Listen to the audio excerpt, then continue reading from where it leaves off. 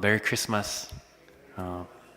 기쁘다 구주 오셨네. 만백성 맞아라.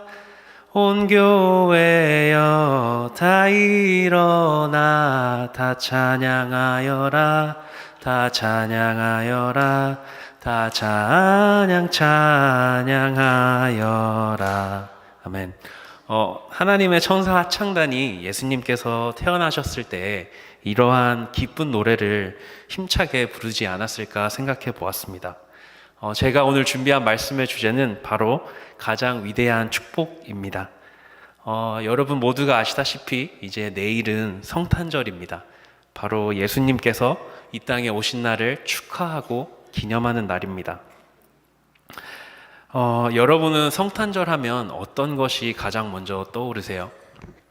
저는 성탄절 하면 제가 아주 어렸을 적에 성탄절 전날 밤에 다 같이 교회에 모여서 촛불을 켜고 하나님의 말씀을 보고 자정이 지날 때까지 예수님을 찬양하고 시간을 보냈던 기억이 아직도 생생합니다. 또 이 LA에서는 경험할 수 없는 화이트 크리스마스? 화이트 크리스마스, 눈이 내리는 그런 성탄절을 많이 경험했던 것 같습니다. 그렇게 촛불을 켜고 성탄절 이브 때 예배를 드렸던 그러한 기억들이 저에게는 성탄절 하면 아마 따뜻한 기억으로, 추억으로 남은 게 아닌가 싶습니다. 성도 여러분들은 어떠신가요? 특별히 오늘 본문은 이 성탄절의 주인공이 되시는 예수님에 대해서 자세히 설명해 주고 있습니다. 먼저 1절 말씀을 보도록 하겠습니다. 그때 가이사 아구스도가 영을 내려 천하로 다 호적하라 하였으니, 왜 가이사 아구스도는 영을 내려서 다 천하로 호적하라고 했을까요? 이 시대의 상황을 보면 이 시대의 세상의 중심은 바로 로마였습니다. 가이사 아구스도는 이 로마 제국의 왕이었습니다. 이스라엘 또한 바로 이 로마의 지배를 받고 있었습니다. 이 가이사는 얼마나 많은 사람들이 자신의 나라에 속해 있는지 알고자 하여 이 호적을 명했습니다. 그 호적을 명한 이유는 얼마나 많은 사람이 이곳에 있냐면 그 많은 사람들을 계수하고 그 사람들에게 세금을 부여해서 자기가 자기 자신을 강하게 하고 또 자신의 정부를 강하게 세워나가고자 이 천하로 호적하는 명을 내렸습니다. 그리고 2절에 보면 이 천하의 명을 내리는 일을 구레뇨를 통해서 하는 것을 볼 수 있습니다. 여기서 말하는 이 호적은 구레뇨가 수리아 총독이 되었을 때 처음 한 것이라. 여기서도 보면 수리아라고 하면 지금의 나라로서 시리아인데 이것도 또한 로마의 지배를 받고 있었기 때문에 구레뇨는 이 가이사 아구스도에게 명을 받은 그 지역을 담당하는 총독이었습니다. 또한 이제 3절 말씀을 보겠습니다. 모든 사람이 호적하러 각각 고향으로 돌아가매. 이 호적을 하는 것들이 오늘날의 말로 하자면 센서스, 다들 아시죠? 이 센서스를 하는 이유는 이 센서스를 진행하는 방법은 그 사람이 자기가 살고 있는 지역이 아니라 자기가 태어났던 지역으로 돌아가서 이 센서스를 하도록 명했습니다. 그래서 각각 이스라엘에 속해 있는 모든 사람들은 자신들이 태어나고 자랐던 고향으로 돌아갔습니다. 또한 제가 4절과 5절 말씀을 읽도록 하겠습니다. 요셉도 다윗의 집 족속이므로 갈릴리 나사렛 동네에서 유대를 향하여 베들레헴이라 하는 다윗의 동네로 그 약혼한 마리아와 함께 호적하러 올라가니 마리아가 이미 잉태하였더라. 다윗 왕의 혈통이었던 요셉 또한 가이사 왕의 명을 지키고자 자신의 고향인 유대 땅 베들레헴으로 나아갔습니다. 특별히 구약 성서에서는 다윗 왕의 혈통을 통해서 우리 예수님께서 이 땅에 임하실 것을 강조하고 있습니다. 이 다윗 왕의 혈통이었던 요셉은 그의 약혼녀 마리아와 함께 유대 땅으로 향하였습니다. 하나님께서 마리아에게 나타나신 그 사건은 이 1장에 누가복음 1장에 자세히 말씀해주고 있는데요. 어느 날 하나님의 천사가 마리아에게 나타나서 마리아가 성령으로 예수님을 잉태해서 예수님의 어머니가 될 것이다 라고 말했습니다. 사실 이게 좀 황당할 수도 있는 사실인데요. 왜냐하면 마리아는 아직 결혼도 안 했고 요셉과 약혼했지만 아직 남자를 모르는 여인이었기 때문에 아이를 잉태하고 아이를 낳는다는 것은 불가능해 보이는 일이었습니다. 그렇지만 우리가 다 알다시피 이 마리아는 믿음으로 순종했고 반응했고 하나님께 원하시는 대로 쓰임받고자 하였습니다. 그래서 예수님께서는 마리아를 통해 성령으로 잉태되셨습니다. 그러자 요셉과 마리아가 베들레헴으로 도착하자 마리아가 해산할 날이 이르렀습니다. 그렇지만 우리가 알다시피 요셉과 마리아는 머물 곳이 없었습니다. 제가 생각해 보기에 왜 요셉과 마리아가 베들레헴에 이르렀을 때 머물 곳이 없었을까 생각해 보았을 때, 그 당시에 요셉과 마리아가 있었던 나사렛이라는 동네에서 베들레헴까지는 오늘날의 거리로 85마일 정도 된다고 하였습니다. 근데 그 85마일이 되는 거리를 우리가 알다시피 그 당시에는 차도 없고 오토바이도 없고 택시도 없고 버스도 없고 우리가 할 수 있는 것은 걸어가거나 나귀를 타고 가거나 말을 타고 가는 일이었습니다. 그런데 여러분도 아시다시피 마리아는 이미 9개월 임신을 해서 배가 나와 있는 상태였고 또 저희처럼 지금처럼 차를 타고 갈 수 없는 상황이라 아마 여러 날이 걸렸을 것입니다. 그래서 제가 말씀을 준비하면서 시간을 계산해 봤는데요. 쉬지 않고 24시간 동안 계속 밥도 먹지 않고 걸으면 28시간의 시간이 걸린다고 하였습니다. 그랬기 때문에 마리아와 요셉이 도착했을 때 이미 그들이 머물 곳은 없었고 또 이미 다른 곳에서 또 베들레헴으로 온 사람들 때문에 그들이 머물 호텔이나 그들이 머물 게스트룸은 없었습니다. 그래서 요셉과 마리아가 결정해서 머물고자 한 곳은 우리가 다 잘 알다시피 동물들이 거주하는 그런 메인저, 여물통에 태어나셨습니다. 왜 예수님께서는 그러면 이런 동물들이 있는 곳 그리고 여물통에서 태어나셨을까 생각해 보았는데 제가 생각한 게 아니라 말씀과 또 여러 목사님들이 얘기해 주신 것을 통해서 알 수 있는 것은 바로 예수님께서는 모든 사람들이 자신에게 나올 수 있을 그 상황을 만들기 위해서 친히 하나님이시고 왕이신 예수님께서는 아기의 모습과 함께 또한 겸손한 모습으로 강보, 즉 포대기에 쌓여서 누인 아기의 모습으로 이 땅에 임하셨습니다. 또 계속해서 8절과 9절 말씀을 보도록 하겠습니다. 우리 한번 같이 읽을까요? 그 지역의 목자들이 밤에 밖에서 자기 양떼를 지키더니 주의 사자가 곁에 서고 주의 영광이 그들을 두루 비추매 크게 무서워하는지라. 베들레헴에 있던 목자들은 밤늦게까지 자기들에게 맡겨진 양들을 지키고 있었습니다. 그런데 그들에게 갑자기 하나님의 천사들이 나타났고 목자들은 영광스러운 모습 때문에 두렵고 떨리는 마음을 갖게 되었습니다. 목자들은 아기 예수님을 자신들의 눈으로 처음으로 직접 본 사람들이었습니다. 우리가 잘 알다시피 예수님을 우리의 목자로 많이 비유하곤 하는데요. 아마 그러한 배경을 또 그러한 뜻을 담기 위해서 하나님께서 이 목자들에게 하나님의 천사들을 보내서 이 기쁜 소식을 알려준 게 아닌가 생각해 보았습니다. 또 여기서 한 가지 짚고 넘어가고 싶은 것은 목자들이 하나님을 먼저 찾아간 것이 아니라 하나님께서 하나님의 천사를 통해서 먼저 목자들에게 찾아오셨다는 것을 알 수 있습니다.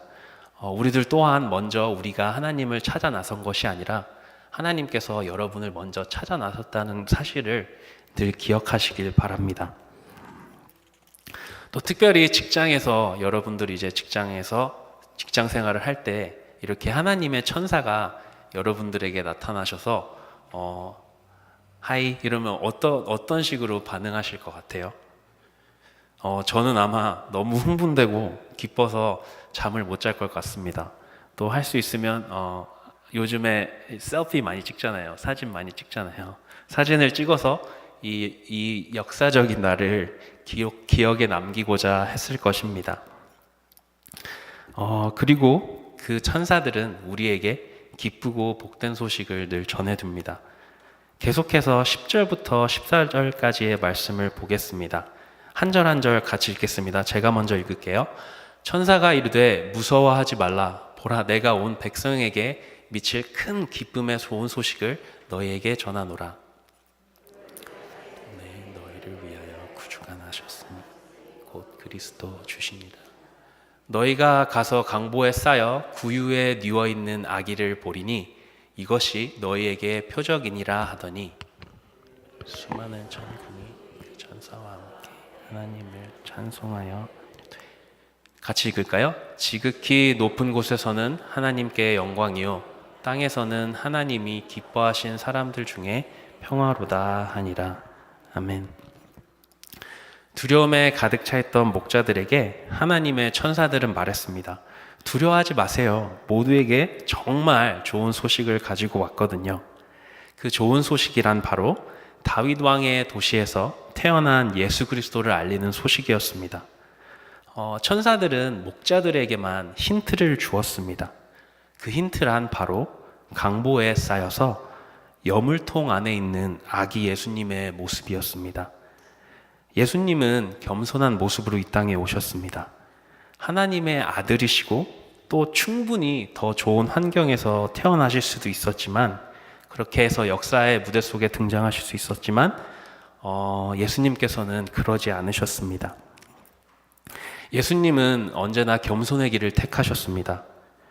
그래서 우리는 그런 예수님을 겸손의 왕이라고 부릅니다.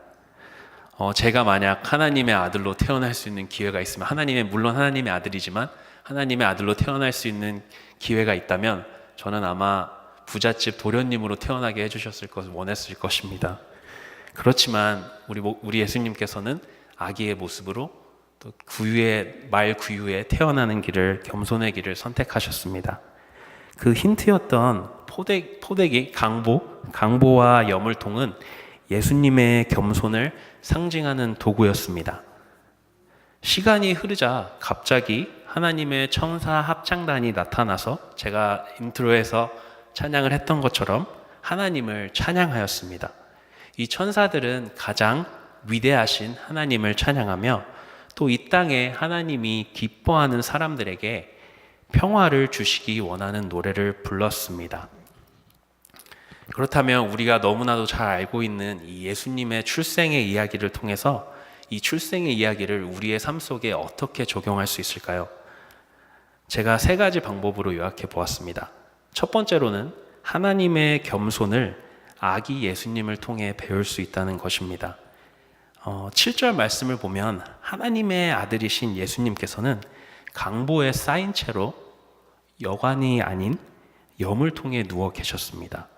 수많은 좋은 옵션들 중에서 예수님은 강보와 여물통을 선택하셨습니다. 구약에서는 하나님께로 나아가는 일을 꼭 제사장을 통한 제사를 통해 하나님께 나아갈 수 있었지만 예수님께서 강보에 쌓여 여물통에 누인 이 신약 시대에는 우리가 개인적으로 하나님께 나아갈 수 있는 기회가 주어졌습니다. 수많은 사람들을 예수님께로 나아오게 하고자 예수님은 지극히 낮은 모습으로 그리고 가난한 모습으로 이곳에 오셨습니다. 또한 예수님께서는 역사의 무대에 자신이 먼저 등장하는 것이 아니라 누가복음 1장을 보면 세례 요한이 먼저 이 역사의 무대로 등장하는 것을 알 수 있습니다. 예수님은 언제나 다른 사람들의 길을 빛나게 해주고 또 준비시켜주는 삶을 사셨습니다. 우리는 이러한 사실을 제가 말씀드린 세례 요한을 통해 누가복음 1장이 아닌 누가복음 2장에 예수님의 이야기가 시작되는 것을 나타나는 것을 통해 알 수 있습니다. 그리고 또 감사하게도 이 세례 요한은 예수님이 오실 길을 예비하고 준비하는 도구로 쓰임받았습니다. 여러분들은 여러분들 주변에 있는 사람들을 준비시켜주고 그들의 앞길을 축복해주고 인도해주는 삶을 살고 계십니까? 저는 자신 있게 말하고 싶지만 가끔 못할 때도 많고 제 자신만을 위해 살 때가 너무나도 많습니다. 그렇지만 예수님처럼 여러분과 제가 더욱더 주변에 있는 사람들을 섬겨주고 그들의 더 나은 미래를 준비시켜주고 세워줄 수 있는 그러한 축복된 삶을 사시기를 주님의 이름으로 축복합니다. 참 이상하죠. 우리가 더 많이 누리고 더 많이 얻으면 참된 기쁨을 얻을 것 같은데 참된 기쁨을 누리는 것은 바로 다른 사람을 비추어주고 다른 사람의 길을 도와줄 때 더한 참된 기쁨을 누릴 수 있는 것을 우리는 경험을 통해 알 수 있습니다. 참된 기쁨을 예수님께서 느끼셨던 것처럼 우리가 남을 세워주고 남을 위한 삶을 살다 보면 우리도 예수님처럼 그 기쁨을 느낄 수 있을 것입니다. 두 번째로는 우리 삶 속에 존재하는 하나님의 약속들은 반드시 이루어진다는 것입니다. 다윗 왕의 자손에서 예수님이 태어날 것이라고 한 하나님의 약속이 바로 이 말씀에서 이루어졌습니다. 하나님의 약속은 반드시 이루어집니다. 그리고 또한 우리가 상상할 수 없는 방법과 길들을 통해 이루어지는 것을 우리는 알 수 있습니다. 그 누가 하나님이신 예수님께서 친히 이 땅에 아기의 모습으로 그리고 강보에 쌓여 여물통에 누워있는 모습으로 오실 것을 상상했겠습니까? 그렇지만 하나님의 하신 약속은 하나님의 방법으로 하나님의 때에 이루어지는 것을 우리는 볼 수 있습니다. 하나님의 약속은 이렇게 하고 이루어지는 것이 아니라 길고 긴 과정을 통해서 이루어지는 것을 볼 수 있습니다. 아까 지사님께서 기도해 주셨던 것처럼 저희 교회도 9년 만에 성전 건축을 마치고 이제 비전센터로 들어가게 됩니다. 이것도 그냥 이렇게 하고 이루어진 것이 아니라 성도 여러분들이 계속해서 섬겼고 이 9년이라는 시간 동안 훈련받고 견뎌냈기 때문에 이러한 기도의 열매와 또 우리의 섬김의 열매를 볼 수 있게 된 것이라고 저는 생각합니다. 그리고 또 약속의 성취를 통해 우리는 하나님의 우리에게 해주신 약속은 우리 성전 건축을 통해 봤던 것처럼 반드시 이루어지는 것을 믿으시기 바랍니다. 이 긴 기다림의 과정 중에는 외로움도 있고 어려움도 있고 아픔도 있고 배신도 있고 경제적인 문제도 있지만 하나님께서 반드시 마지막에는 그 모든 과정을 쓰셔서 우리를 성장시키고 하나님의 약속을 지키고 또 이 기다림에 숨어있는 이 기쁨의 순간을 경험하게 해주실 것입니다. 이 숨어있는 기쁨을 발견해서 기쁨을 누리는 저와 여러분이 되기를 주님의 이름으로 축복합니다. 마지막으로 우리가 이 예수님의 이야기를 통해서 얻을 수 있는 것은 하나님의 평안이 예수님이 우리에게 주신 가장 위대한 선물이라는 것입니다. 죄 때문에 잃어버렸던 하나님의 평안이 아기 예수님을 통해 우리에게 임하게 되었습니다. 우리가 평안을 경험하게 될 때는 우리는 눈이 열리고 하나님께서 우리를 위해 예비하신 것들을 볼 수 있게 될 것입니다.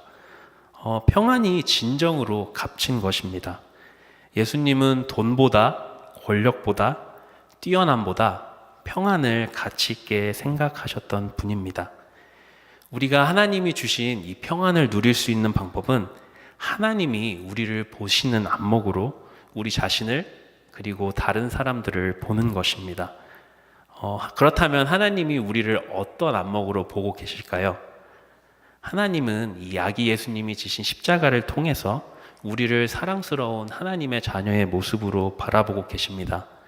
우리가 이 사실을 늘 기억하고 있을 때 우리가 실수하거나 죄를 짓고 넘어져도 다시 하나님이 주시는 평안을 통해 계속해서 하나님께로 나아갈 것입니다.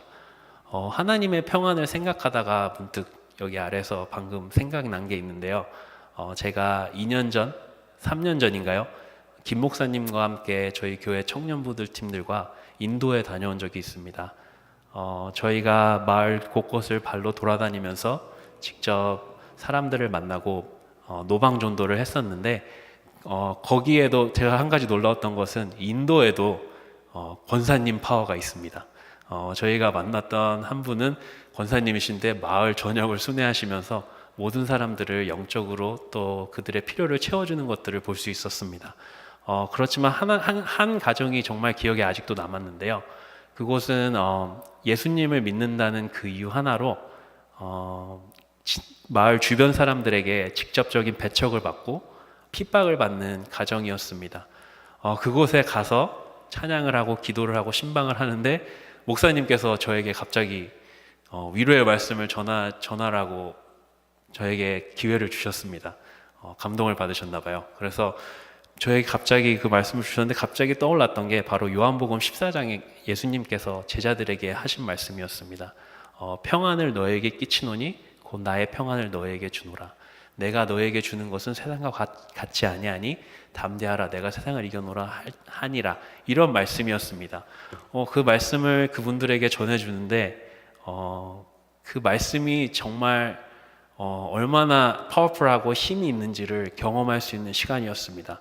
왜냐하면 저는 이렇게 미국에서 편하게 저를 생각해 주시고 저를 생각해 주시는 성도님들 안에서 편하게 신앙생활하고 신학교도 다니고 이 하나님에 대해서 배우고 있지만 그분들은 그 아무도 닿지 않는 그 땅에서 단지 예수님을 믿는다는 그 이유 하나만으로 욕을 먹고 손가락질 당하고 그런 모습을 봤을 때 제가 얼마나 축복된 삶을 살고 있는지 다시 한번 깨닫게 되었고 또 그들이 정말 예수님이 주시는 그 평안만을 붙잡고 그들의 믿음을 지켜나갈 수 있도록 간절히 축복했던 그런 기억이 났습니다.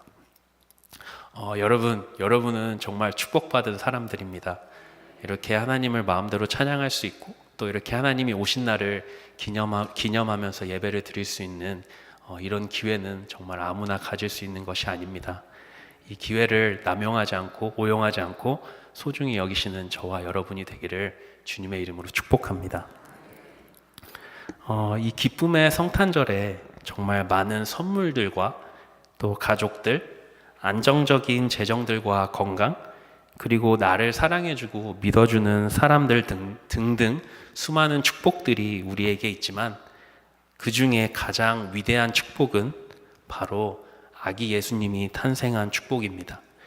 이 위대한 축복 안에서 하나님의 겸손과 약속과 평안을 기억하며 마음껏 예수님을 누리는 저와 여러분들이 되기를 주님의 이름으로 축복합니다.